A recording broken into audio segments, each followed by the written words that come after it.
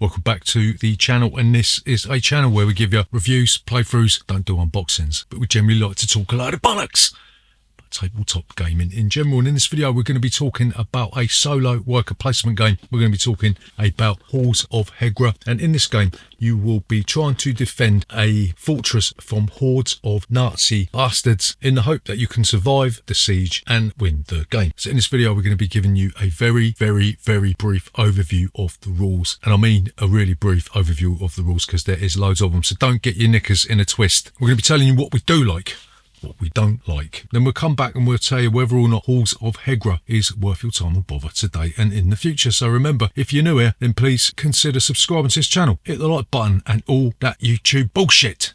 See you after this.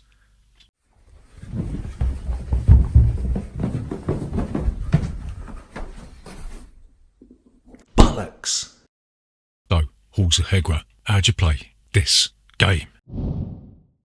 So Halls of Hegra is a solo worker placement / war game, right? You're going to be taking on the role of a bunch of Norwegian geezers that have holed up in an abandoned fortress, and you're going to be trying to fend off a load of Nazis that are going to be trying to storm the fortress, and you've got about 11 days to hold out, yeah? The game is split up into different phases, right? You've got the mobilization phase, yeah, which takes up days 1 to 3. Then you've got the first attack phase, which takes up days 4 to 6, and then you have got the actual siege, which occurs in days 7 to 11, right? The game will end if the surrender marker is moved onto the skull icon, or if you get to the last stand and you haven't got enough healthy defenders left to defend the fortress, right? Basically, you're just going to be turned into soup. So each of these phases can be split up into a load of sub-phases, yeah? You'll have the event phase, then you'll have the morning phase, and then you'll have the day phase. So in the event phase, you'll draw the top card of the event deck, and then you'll sort the weather out based on what it tells you to do on a card, right? You'll stick a number of doubt discs into the recruit bag. The more doubt you got, the harder it is going to be to win the game. And then you'll draw a number of discs from the recruit bag. If you draw a defender, you put it next to the recruitment area of the board, and if you draw a doubt disc, you'll have to move a defender disc to the ready area, yeah? So this will be a little bit different in the first attack phase. You'll basically add some extra German shit to the first attack area on the attack board, you know what I mean? So the next phase is the morning phase. Obviously, you've got to get out of bed first, you lazy fucks. And this is where you'll be placing your defenders out onto the board to take different actions, yeah? So you might have to place 2 defenders on an action to take it, or you might not be able to place a certain type of defender on a space, yeah? Got to be mindful of that, yeah? So some of the actions you can take the fire on the Germans action, yeah? You'll roll 1 6-sided die per defender in the defensive positions. 1 to 3 is a miss, and 4 to 6 is a hit, yeah? Random die rolls. Fucking awesome. So if you're on days 7 to 11, you can operate a machine gun. Instead of using a fire at the German action, 1 defender in defense positions A, B or C may instead use the machine gun. And again, you'll roll a die, and 1 to 3 is a miss, 4+ is a hit, but you'll remove 3 German infantry meeples within the range of the defender, right? So that's quite nice. You can stick a fucking machine gun up a Nazi's arsehole. So you can use the fire artillery action. This is used to combat the German forces and may only be resolved once each turn. And there's 3 different options to choose from. You can choose the infantry sector, you can choose the Viennese airfield, I think that's how you pronounce it, on Norwegian is shit, or you could choose the map row. If you choose the map row option, you get to choose one of the coloured lines on the map. For each hit you may remove a German patrol token or a German artillery piece from that line, yeah? You roll a 6-sided die. If the result is lower than the hit criteria shown on the target line, you must flip the rightmost revealed status tile on the gun you used to its jammed side, yeah? More random die rolls.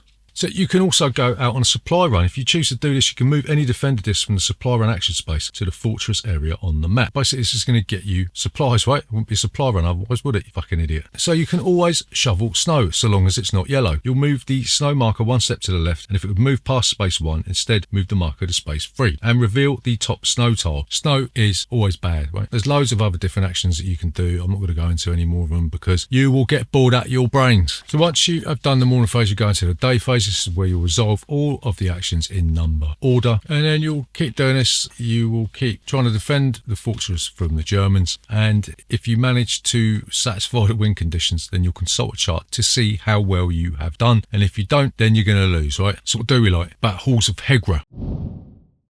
So the first thing that we really like about this game is the way that you get a sense of creeping doom due to the way that the game is constructed, yeah? So you're going to have a period of the game, days 1 to 3, where you're going to be mobilising, you'll be trying to build up your forces, get some supplies in, staking out the enemy and all that shit. Then you're going to get your first attack, which isn't going to be particularly damaging. You're going to be trying to fend off the Germans with the stuff that you got in the first 3 days. And then you're going to have a full-on siege where things get a lot harder and you're going to be tested, yeah? So you've got this sort of sense of mission creep. The tension is wrapped up slowly but surely, and the game doesn't really try and kill you straight out the gate. Yeah, it gives you a fighting chance to win the game, and that's always good, isn't it? So the second thing that we really like about this is the fact that, seeing as it's a basic worker placement game, you're going to feel right at home if you have played these sorts of games before. The closest example I can think of is Robinson Crusoe Escape from the Cursed Island. This game shares a lot of similarities with that game, aside from the fact that this is a solo only game. But if you play Robinson Crusoe, then you really shouldn't have much trouble with this, as it's just doing what stuff says on cards, placing some workers out and then taking the actions in order. The only trouble with this one is that there's loads and loads of fiddly rules, which we are going to get onto in a bit, right? So the final thing that we like about this is that the game tries really hard to be historically accurate. The design of the game goes into great detail about Norway's role in the Second World War and how that role was defined in events that led up to the Nazi occupation of Norway, yeah? So it's always good to have some sort of historical background. It's even better to have a designer that puts a lot of work into validating the historical accuracy of the game that you are playing, right? So what don't we like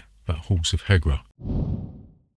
So the first thing that we don't like about this game is the fact that it is solo only, and that limits the amount of options that you get to get this to the table, yeah? If this was a multiplayer game with a solo option, that would have been much better. But the fact that I can really only play this on my... Well, you can play it with more than one player, but you're going to be making the same decisions. Not going to have enough components to play a proper multiplayer game, yeah? If this was a true cooperative experience like Robinson Crusoe, it would have been a lot better. But the fact is, it's a solo only game, and that means I am not going to be playing this game as much as I would, because I'm going to be playing games like Mage Knight and the host of other better solo games out there, yeah? So the second thing that we don't like about this game is that it really just boils down to this game being a hugely glorified flowchart, yeah? I found myself just running through the different phases saying, right, I've got to do this now, then I've got to do that now, then I've got to do that now, then I've got to do this. If this happens when I do that, then I'll go there. If this happens when I do this, I'm going to go over here. And even on the back of the rulebook, there is a flow diagram telling you what you have to do and when. So it sort of dismembered the ambience of the game. The fact that it was so regimented drew me out of the theme, and I just felt like I was an accountant filling in someone's tax return, yeah? So the final thing that we don't like about Halls of Hegra is that the game basically operates around a win or a lose scenario, yeah? I know a lot of games have this sort of thing that you're either going to win or you're not going to win, but I don't like games that when you get to the end of them, they say, check a chart to see how well you have done. This is a party game mechanic where if you do win, then you're just going to be told by the game, oh, well done, you're really good, you're not that good, and you're shit. I would have liked more routes to victory, testing out different methods in the game to spice things up, but at the end of the day, you just got to survive, and that's not enough in this day and age, yeah? So to summarise, is Halls of Hegra worth your time and bother today and in the future?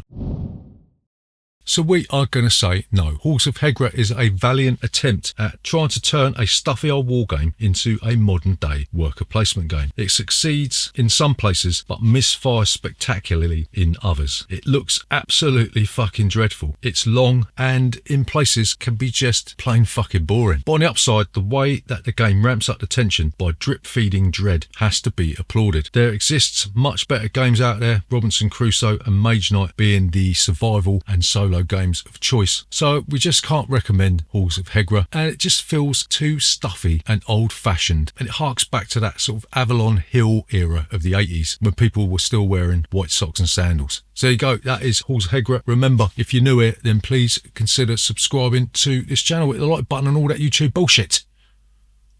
See you next time.